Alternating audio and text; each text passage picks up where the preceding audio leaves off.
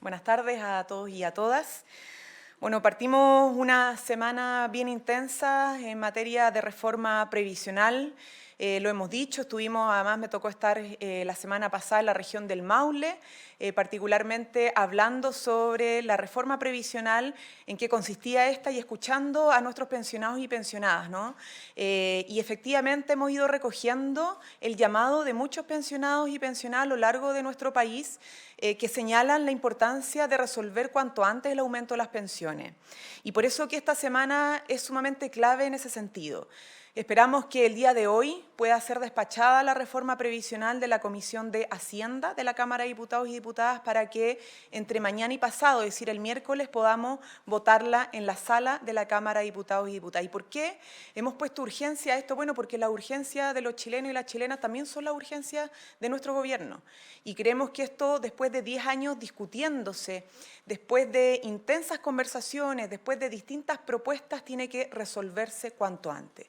Nuestra aspiración es que la reforma previsional pueda despacharse del Congreso el primer semestre, ojalá lo antes posible, ¿no? Para que durante este año se produzcan los primeros aumentos de las pensiones. El ministro de Hacienda lo decía hoy día, queremos que en diciembre del 2024, a más tardar, empiecen a pagarse el aumento de la PGU. Y que también durante el año a más tardar de aprobada la reforma previsional, empiecen a aumentarse las pensiones por concepto de seguridad social o de seguro social. Es decir, no queremos esperar más porque vemos cómo están los jubilados y jubiladas, muchas veces de su propia pensión tienen que costear los medicamentos del compañero pensionado. Están cuidando a otros jubilados. O a veces incluso los nietos se hacen cargo de sus abuelos porque no les alcanza para nada. Entonces, esto es una situación crítica, es una situación real. Estamos hablando de más de 2,5 millones de jubilados y jubiladas que existen en nuestro país y que siguen esperando un aumento digno de sus pensiones. Esto no se trata de nuestro gobierno, no se trata de si es el presidente Boric el que trata de sacar una reforma previsional o no. Se trata de no esperar más y no hacer esperar más a nuestros jubilados, porque cada año que pasa, muchos mueren esperando una pensión digna. Y esa es la cruda realidad que estamos viviendo. Problema en torno a sus cuidados físicos, de su salud mental, y ven cómo en el Congreso Nacional todavía algunos se dan el lujo de decir que esperemos a un próximo gobierno. Se dan el lujo de decir que van a rechazar la idea de legislar una reforma previsional, cuando en sus propios distritos y circunscripciones hay adultos mayores que están sufriendo. Entonces esto no es cualquier cosa, es un tema de suma relevancia. Y por eso esperamos que, dado las distintas propuestas que hemos ido recogiendo, que hemos ido cediendo, en pos de encontrar un acuerdo para resolver la dramática situación previsional de nuestros jubilados y jubiladas, podamos ya esta semana despejar avances importantes. Nadie podría entender que se rechazara la idea de legislar este día miércoles en la Cámara de Diputados y Diputadas. Y por eso que en distintos diálogos le hemos dicho a la gente que se involucre, a los pensionados y pensionadas que pregunten a sus parlamentarios cómo van a votar y por qué. Porque son los jubilados y jubiladas quienes votaron y eligieron a su representante en el Congreso. Y por lo tanto tienen no solamente el deber, sino que el derecho de ser partícipes de esta discusión. No solo de estar informados e informadas, sino que también exigirle a sus representantes que estén a disposición de lograr acuerdos en esta materia. A lo mejor no les gustará todo el detalle de la reforma previsional, pero rechazar la idea de legislar es una tremenda irresponsabilidad para con los pensionados y pensionadas. Es una tremenda irresponsabilidad. Porque seguir postergando y postergando mes tras mes, año tras año, la posibilidad de tener un aumento mensual en sus pensiones. Yo quiero decir además que, como lo ha señalado nuestra ministra del Trabajo, hemos recogido otra propuesta importante. De hecho, en el mismo diálogo que tenía en la región del Maule, una jubilada me preguntaba por qué no eliminan las tablas de mortalidad. Y yo le dije, bueno, efectivamente, lo hemos estado estudiando Técnicamente no es sencillo, pero hemos llegado a una propuesta que podemos rápidamente revisar con la OCDE, que tuvo una observación de la CMF y que tiene que ver con eliminar las tablas de mortalidad y crear un seguro de longevidad. Y por lo tanto, obviamente que valoramos que haya habido una propuesta un tanto más dialogada y conversada en torno a la eliminación de estas tablas de mortalidad que no se justifican en lo absoluto cuando se trata de mujeres que le calculan los años de vida a 110 años. La verdad es que prácticamente nadie vive 110 años, ¿no? Y acompañado de un seguro de longevidad.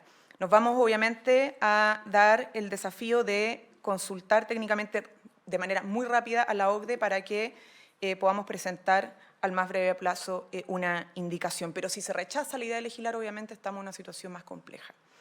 Así que tenemos esa buena noticia, pero todavía no sabemos si todos los votos de la oposición van a estar a disposición para avanzar en la idea de legislar.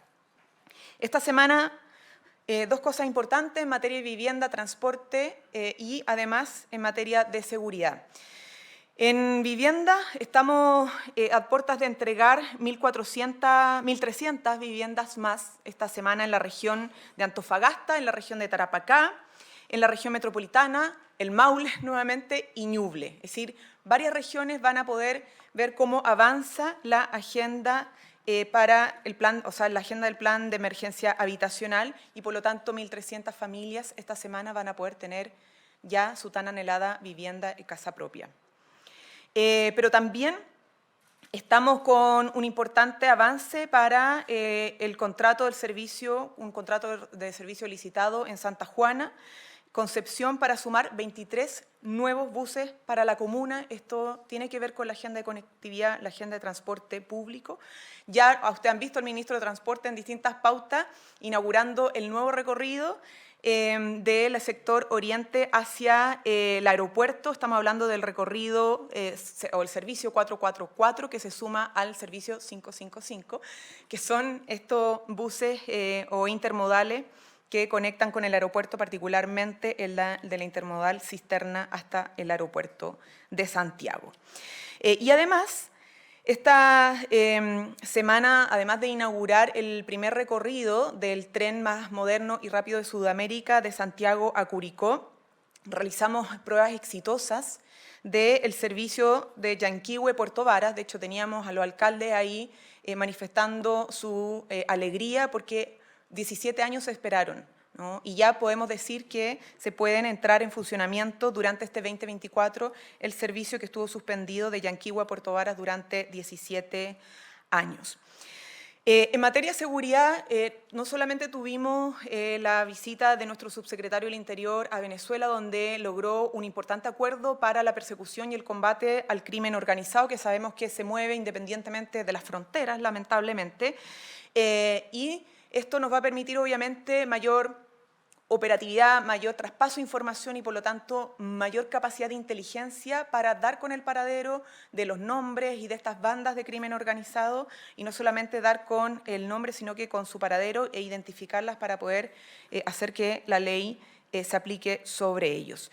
Esta semana, además, en torno a eso, se va a empezar a cerrar las distintas propuestas para reforzar los planes de calles sin violencia. Y esto a propósito de los homicidios que hemos estado teniendo.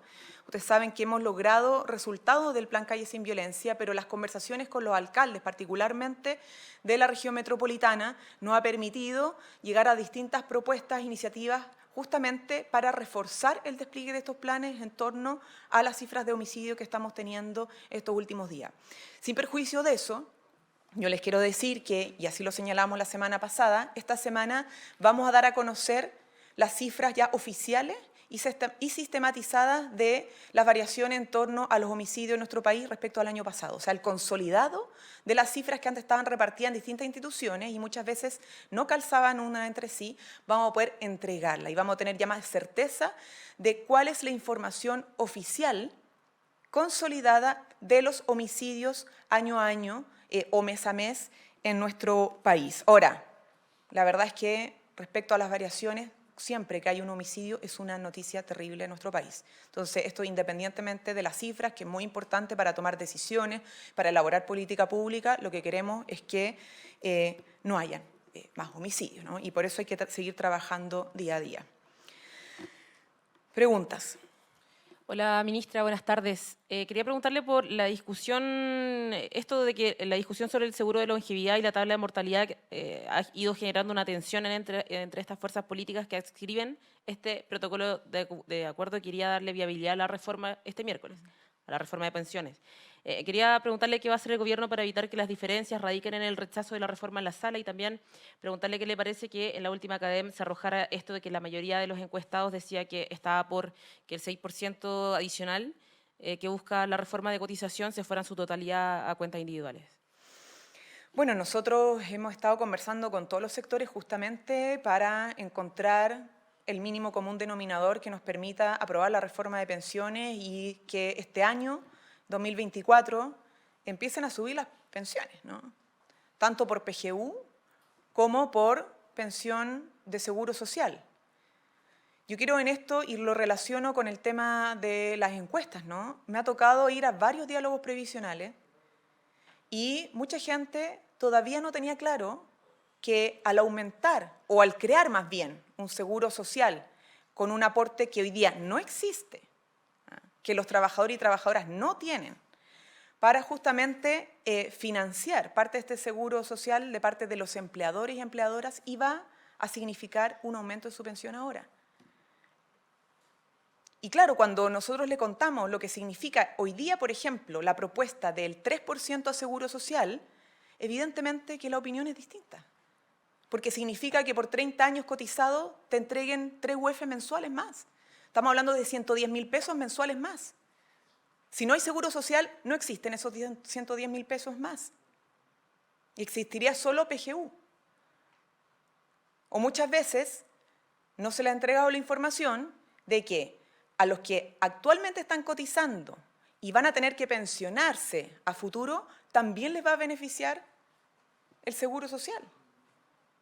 Porque les va a tocar a ellos en algún momento tener el respaldo social que les da la seguridad social que se crearía con esta reforma previsional. Entonces tendrían su pensión autofinanciada, que se generaría con el inversor que quisieran elegir libremente por primera vez, ¿cierto?, o público o privado, tendrían su PGU y tendrían además su pensión por seguridad social. Entonces en esto no podemos quedarnos simplemente en las consignas que nos repiten permanentemente y que terminan señalando supuestamente que la capitalización individual es la mejor fórmula cuando llevamos décadas con capitalización individual de la AFP y miren cómo están las pensiones. Si el sistema de AFP hubiese funcionado y hubiera entregado pensiones dignas, no tendríamos que estar poniendo plata del Estado para entregar una PGU. Ahí está la mejor explicación. Entonces, sostener todo el sistema en función del ahorro individual o la capitalización individual es seguir repitiendo una receta fracasada. Hay que complementarla. La PGU y además este modelo de seguridad social que no es... El seguro social es para gente que ha cotizado. Es para gente que se le tiene que reconocer sus años cotizados. Sean 10 años, sean 20 años, sean 30 años. Eso es lo que te está pagando el seguro social, tus años cotizados. Y además, la compensación por el castigo que le ha significado a las mujeres las tablas de mortalidad. ¿Cómo vamos a negarnos a entregarle una pensión más digna a las mujeres que se le castigó solo por el supuesto de que iban a vivir 110 años? Entonces, esos son los temas que resuelve el seguro social.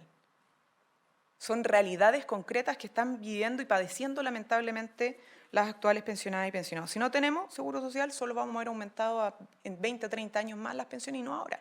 Ese es el punto clave y por eso el trabajo nuestro ha sido recorrer distintos lugares en nuestro país, hablar con la gente y también decirle, insistimos, a los pensionados y a las pensionadas actuales que estén involucrados en este debate, que estén atentos. La democracia no puede depender de una elección cada 4 años. Porque cuando se votan estas cosas en el Parlamento, obviamente que impacta la vida concreta y material, sea para bien o para mal, de las personas. Y este caso no es una excepción. ¿Cómo está, ministra? Buenas tardes. Desde Buenas la tardes. oposición, una de las trabas para poder apoyar esta reforma de pensiones, más allá de hacia dónde va la cotización extra, tiene que ver con la PGU. Y el día de ayer el diputado Chalper, en un programa de televisión, dijo que quizás para alcanzar acuerdo le pedían al gobierno que la PGU subiera inmediatamente y no esperar 6 años dependiendo de la situación financiera, como es la propuesta original del Ejecutivo. Se presentó el día de hoy una indicación por parte del gobierno para subir, aumentar la PGU de acá al 2024. Quería saber si eso es un gesto para poder acercar posiciones y saber de qué forma se va a financiar eso, si es que en un principio estaba asociado a la situación financiera del país. O sea, la pregunta que todos tienen que hacerse cuando alguien propone aumentar los gastos, en este caso para entregar la PGU, que tiene que ser universal, que tiene que ser a 250.000 pesos, es de dónde sacamos los recursos. Y esa respuesta la dio el Ejecutivo antes de asumir del gobierno, que en la parte de la reforma previsional, esto dice relación con el aumento de la PGU, se iba a financiar con cargo una parte del pacto fiscal, ex reforma tributaria, ¿no?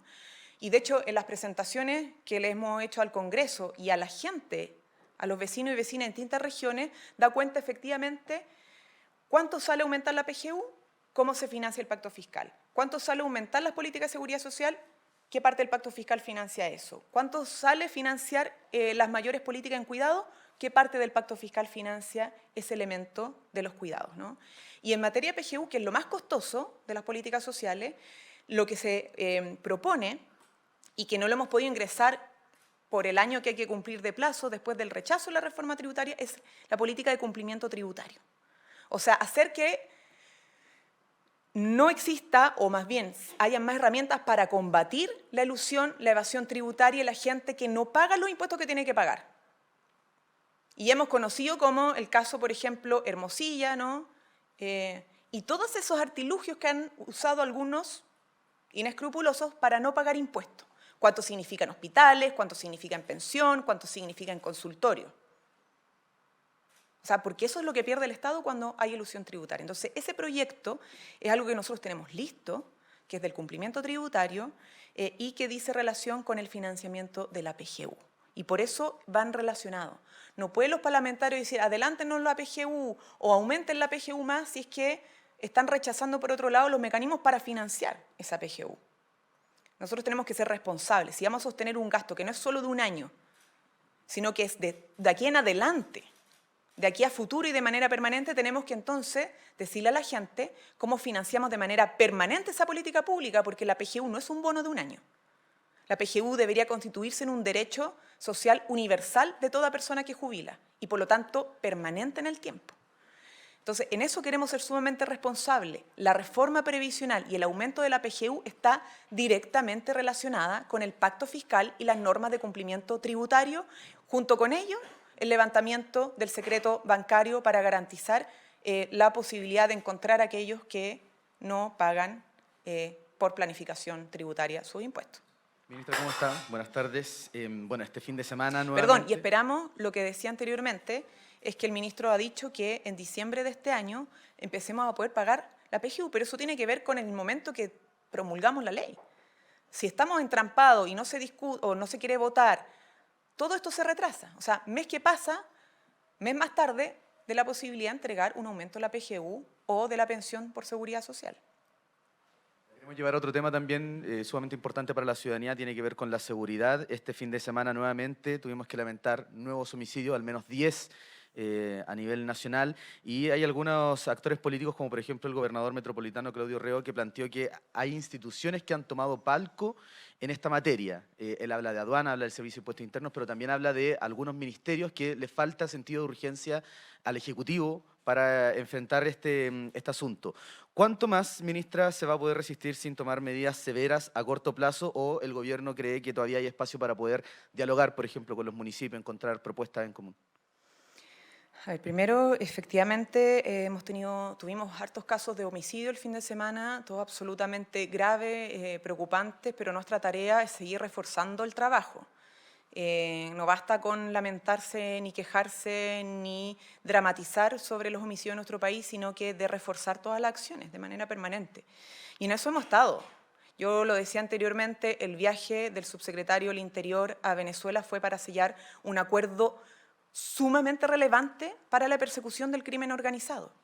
El trabajo que se ha hecho para el control de armas con el Servicio de Impuestos Internos, con aduana, porque tenemos que garantizar que nos sigan entrando armas a Chile. Si la pregunta que tenemos que hacernos, y nosotros ya la hicimos, ¿no?, es cómo damos con el paradero de las armas, cómo evitamos que lleguen a manos de los delincuentes, para evitar que justamente usen las armas de fuego. Y eso implica el control fronterizo, implica reforzamiento de los procesos de investigación e inteligencia, e implica obviamente también poder sacar de circulación las armas. Ya el año pasado logramos sacar de circulación la mayor cantidad de armas desde los 90 para destruirlas. Estamos reforzando obviamente también el control fronterizo con aduana y Servicio de Impuesto Interno. Y hemos estado trabajando los últimos días con los municipios para reforzar los planes de intervención en ciertos barrios y ciertos lugares donde sabemos que la situación es más compleja que el Plan Calle Sin Violencia. Y como les decía, por lo mismo, prontamente van a conocer las medidas que hemos trabajado junto con las autoridades locales para reforzar esos planes de intervención. Ahora, todos pueden hacer más y mejor, siempre. Pueden hacer más y mejor los gobernadores, los alcaldes, las instituciones del Estado, el Poder Judicial, las policías, de eso se trata. Siempre mejorar, siempre reforzar el trabajo. Y en eso nosotros obviamente no tenemos ninguna duda que en la medida que surjan buenas y efectivas propuestas, vamos a incorporarlas a la agenda de trabajo para mejorar la capacidad de respuesta del Estado frente a estos graves delitos. Ministra, queríamos saber su opinión respecto a una evaluación que se hace en torno a la gestión que está haciendo el Gobierno en materia de seguridad. Según algunas encuestas, la Academia específicamente, esta evaluación no es positiva por parte de la ciudadanía en torno a la gestión en seguridad. Preguntarle a qué usted atribuye esta situación y si cree que la ministra Carolina Toá está asumiendo los costos políticos, porque en esta misma encuesta aparece como una de las ministras peor evaluadas del gabinete. A ver, lo primero, no me puedo hacer cargo o reinterpretar lo que señala un ciudadano en una encuesta porque no está incorporada ni siquiera la pregunta, ¿no? Es solo una evaluación general y no el motivo de su evaluación. Pero lo que yo puedo decir es que efectivamente estas son imágenes que semana a semana se van levantando y que son un insumo más para que nosotros podamos trabajar. Están las encuestas, están los estudios, está el trabajo en las calles, está lo que nos mandan en sus cartas, la gente, en fin. Ahora, lo que yo quisiera decir es que tenemos una agenda de seguridad sumamente intensa. Esto es un tremendo desafío que el gobierno le tocó asumir desde el primer momento. Y la ministra del Interior, desde que llegó a esa cartera, ha hecho todo para poder hacer que la agenda de seguridad alcance estándares nunca antes conocidos. O sea, la agenda legislativa en seguridad es una agenda histórica que ha venido a actualizar nuestra normativa, nuestra legislación y nuestras instituciones para el combate al crimen organizado. Tuvimos por primera vez, y se ha estado desplegando, una política nacional contra el crimen organizado. El reforzamiento de la frontera que ha permitido que disminuya el ingreso irregular en las fronteras de nuestro país. Es decir, claro, cada vez que conocemos un homicidio vamos a pensar que es insuficiente y con justa razón, porque no queremos más homicidios. Pero eso no quiere decir que haya un trabajo que no ha estado 100% desplegado para enfrentar esta realidad con decisión, con coraje y además con todo el conocimiento y las capacidades que tiene nuestro ministerio y particularmente nuestra ministra del Interior. Así que, más allá de las percepciones ciudadanas que son legítimas y que se expresan de distintas formas semana a semana, lo que nosotros podemos decir y asegurar es que tenemos una ministra del Interior que con sus equipos ha hecho un trabajo muy intenso día a día para enfrentar este flagelo que se está viviendo en nuestros barrios, en nuestras poblaciones, que es el crimen organizado y los delitos violentos. Claro, pero usted puede decir en el fondo que esto de los costos políticos los ha ido asumiendo la ministra sola. ¿No ve que hay de cierta manera como una especie, una sensación de que estaría quedando como al margen de todo esto, ella como asumiendo los costos sola? Nadie está en este gobierno, ni el presidente, ni ningún ministro, para desconocer los costos políticos que tiene alta responsabilidad de gobierno. Es parte de nuestro trabajo, y todos asumen esa tarea independientemente de las dificultades, que es trabajar día a día por mejorar la situación del país. Si no, pregúntenle al propio presidente de la República. Buenas tardes, ministra. Tengo dos preguntas. Primero, quería consultarle sobre los dichos que emitió Paula Narváez esta mañana en T13 Radio, en donde dice que hay mucha gente que plantea que la expresidenta Michelle Bachelet podría ser la próxima secretaria general de la ONU. ¿Qué le parece? Esto el 2026. A ver, yo creo que es indiscutible la trayectoria y el reconocimiento internacional que tiene la expresidenta Michelle Bachelet en el mundo, ¿no? Porque hay una trayectoria no solo siendo la primera mujer presidenta de nuestro país, o todas las políticas de cuidado que ella impulsó, ¿cierto? En Chile, las primeras políticas de cuidado que conocemos, o por ejemplo la creación de un pilar solidario en materia de pensiones que hoy día se llama PGU, que se ha ido fortaleciendo, sino que también por su agenda internacional en derechos de las mujeres, en cambio climático y en derechos humanos en general.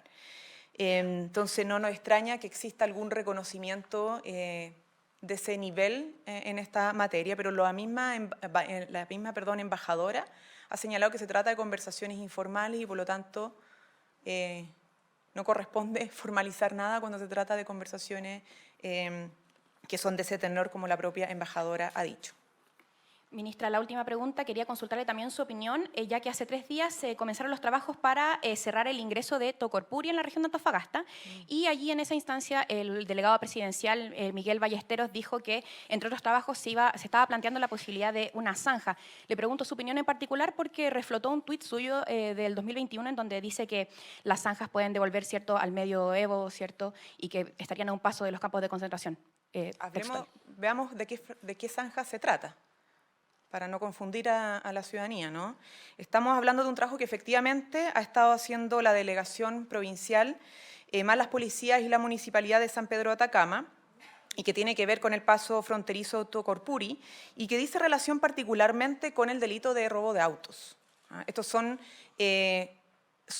franjas o zanjas que están hace un rato y que hoy día se están reforzando a propósito de que en la región y en esa zona el delito de robo de autos y que pasan de Chile a otro, o del extranjero a Chile es muy alto.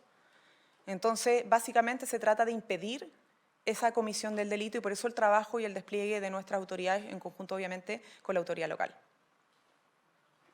Bien, muchas gracias.